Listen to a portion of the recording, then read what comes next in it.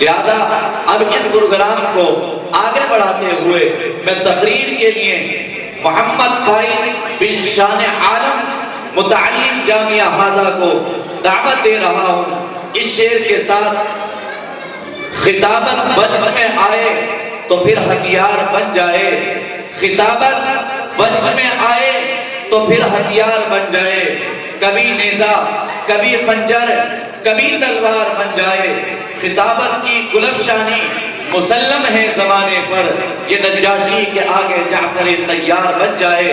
محمد فائز بن شان عالم متعلم جامعہ حاضہ ڈائس پر۔ السلام علیکم ونصلي على رسوله الكريم أما بعد فأعوذ بالله من الشيطان الرجيم بسم الله الرحمن الرحيم إن الذين فتنوا المؤمنين والمؤمنات ثم لم يتوبوا فلهم عذاب جهنم ولهم عذاب الحريق۔ باتوں سے بھی بدلی ہے کسی قوم کی تقدیر، باتوں سے بھی بدلی ہے کسی قوم کی تقدیر، بجلی کے چمکنے سے اندھیرے نہیں جاتے۔ اسٹیج پر بیٹھا علماء کرام اور میرے مدرسے کے ساتھیوں، السلام علیکم ورحمۃ اللہ وبرکاتہ۔ اللہ رب العزت نے قرآن کو ہدایت نامہ بنا کر نازل فرمایا، حضور صلی اللہ علیہ وسلم کو بھی اسی لیے مبعوث فرمایا کہ لوگوں کو دین کی طرف بلائیں اور عمل صالح کی دعوت دیں اور لوگوں کو صحیح راستے دکھائیں۔ صحابہ کرام رضوان اللہ اجمعین نے آپ صلی اللہ علیہ وسلم کی باتوں کو تسلیم کیا اور آپ کی ہدایت پر عمل کرتے چلے گئے۔ اللہ نے ان کے ساتھ نصرت اور آسانی کو شامل کیا اور ان کو یہ دین محنت و مشقت کے بعد ملا تو انہوں نے کما کر اس کی قدر کی، اور یہی دین ہمارے پاس بغیر کسی محنت کے ہمارے گود میں آیا ہے، ہمیں کچھ کرنا نہیں پڑا۔ مال مستدل بے رحم والے معاملے ہیں، اسی لیے ہمیں اس کی قدر نہیں نہ اس کے احکام پر چلنے کا شوق۔ ہم نماز، روزہ، زکوٰۃ اور دوسرے دینی امور سے دور اور ناشنا ہیں۔ دوستو، اسی لیے مسلمانوں پر قسم قسم کے حالات آتے ہیں۔ قرآن نے ہر قدم پر انسانیت اور مسلمانوں کی رہبری کی ہے، مگر ہم اس سے دور ہو کے خوف دل میں بسائے ہوئے ہیں اور خدا کا خوف ہمارے دل سے نکلا ہوا ہے، اسی لیے ہم ان حالات اور پریشانیوں سے گزرتے ہیں۔ نہ ہمارے دل میں خدا کا خوف، نہ اس پر یقین، ساری نظر ظاہری اسباب پر ہے۔ آج ہم مسلمان کی زندگی پریشانیوں میں ہے،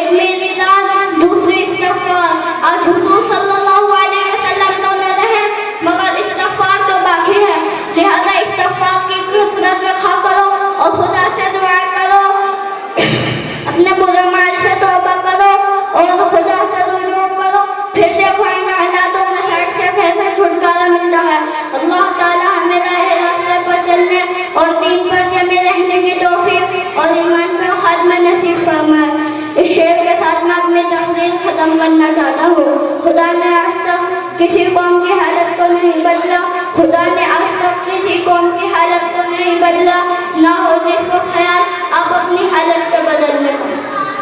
وآخر دعوانا الحمدللہ رب العالمین۔